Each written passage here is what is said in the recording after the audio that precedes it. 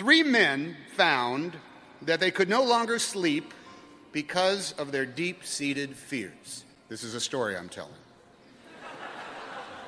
Their lives were in a state of stasis because of their constant worries. So they set out on a pilgrimage to find a wise man who lived high in the mountains, so high up above the tree line that no vegetation grew, no animals lived, not even insects could be found so high up in the mountains in that thin air. And when they reached his cave, the first of the 3 said, "Help me, wise man, for my fear has crippled me."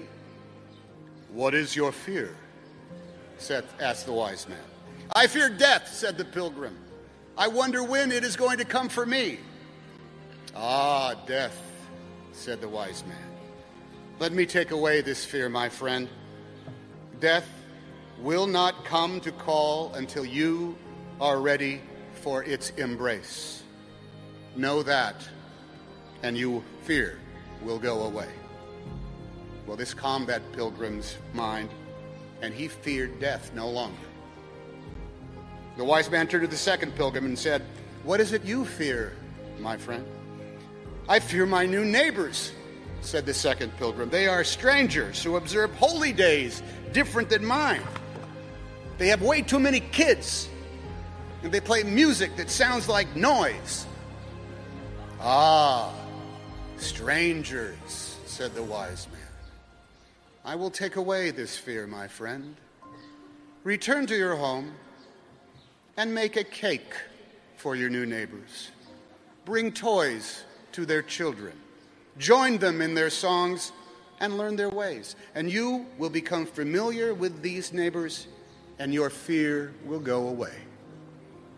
Well, the second man saw the wisdom in these simple instructions and knew he would no longer fear the family who were his neighbors.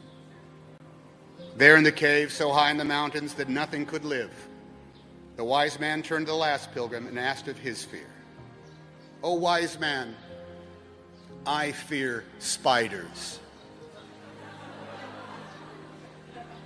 When I try to sleep at night, I imagine spiders dropping from the ceiling and crawling upon my flesh, and I cannot rest." "Ah, spiders," said the wise man. "No shit, why do you think I live way up here?"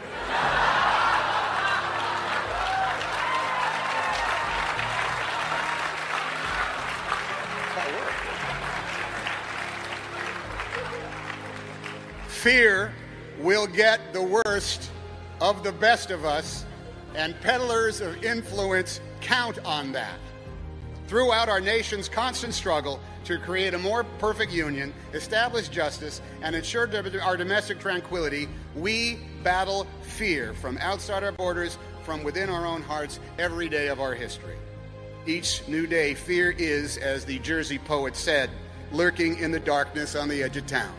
Your rising from bed every morning will give fear its chance to grow stronger, just as it will afford faith its chance to blossom. You will make the choice to react to one or create the other.